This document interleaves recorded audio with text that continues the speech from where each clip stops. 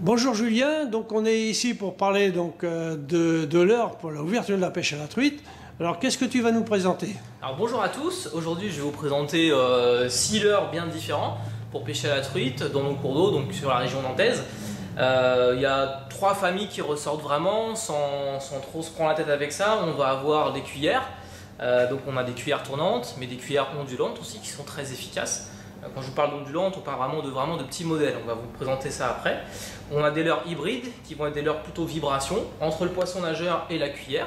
Et après vous avez bien sûr les poissons nageurs. Il en existe une multitude, mais pour faire simple, on va dire on a des poissons nageurs qui sont coulants et d'autres qui vont être à utiliser intermédiaire. Voilà, entre deux eaux. Alors vas-y, stop, c'est parti. Alors là, vous avez deux types de cuillères tournantes. La MEPS, qui est la plus reconnue, c'est toujours une cuillère qui est très efficace, qui convient parfaitement à un pêcheur débutant comme quelqu'un de plus expérimenté.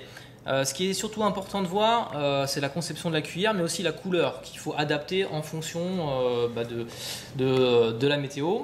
Nous, ce qu'on a remarqué, c'est que les cuillères dorées comme ça, elles marchent bien quand il y a un temps qui est très couvert.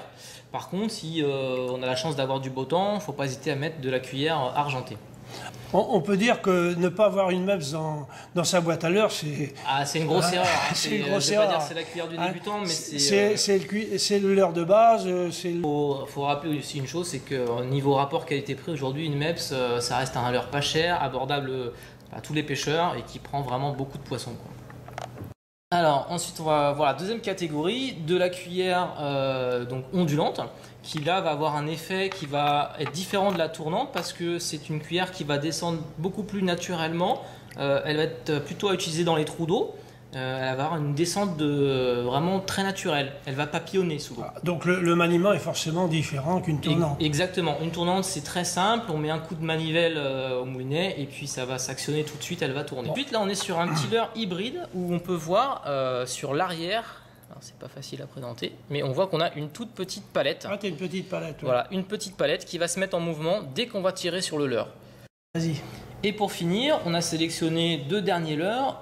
Un leurre, un poisson nageur à bavette coulant, qui a une forte densité, qui vous permettra de pêcher assez loin au niveau de vos lancers.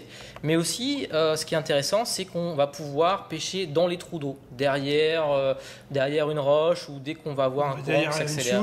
Voilà. Dans une cage, quoi. Et dans une cage, dans un virage où on va voir la rivière qui a creusé la berge. C'est vraiment le leurre coulant qu'il faut utiliser. Donc là, on a un leurre qui est plutôt suspending, donc il va travailler entre deux eaux. Et comme on peut le voir, il a des flancs qui sont plats. Donc c'est un leurre qui va vraiment très bien nager. Il faut lui mettre des coups de sion et on peut le ramener aussi en linéaire. Vous verrez dans la vidéo, il actionne vraiment sur les côtés comme ceci. Bon, Julien, on a vu les leurres, donc maintenant il faut une canne. Oui, tout à fait. Un moulinet. Alors, qu'est-ce que tu conseilles comme type de canne pour ce genre de leurre? Alors c'est très simple pour les cannes, il faut des cannes quand même assez courtes, surtout si on va pêcher des petits ruisseaux ou des petites rivières. On n'a pas besoin d'aller propulser des leurres à 50 mètres. Du coup, moi ce que je vous conseille, c'est des cannes en moyenne entre 1,90 m et 2,10 m.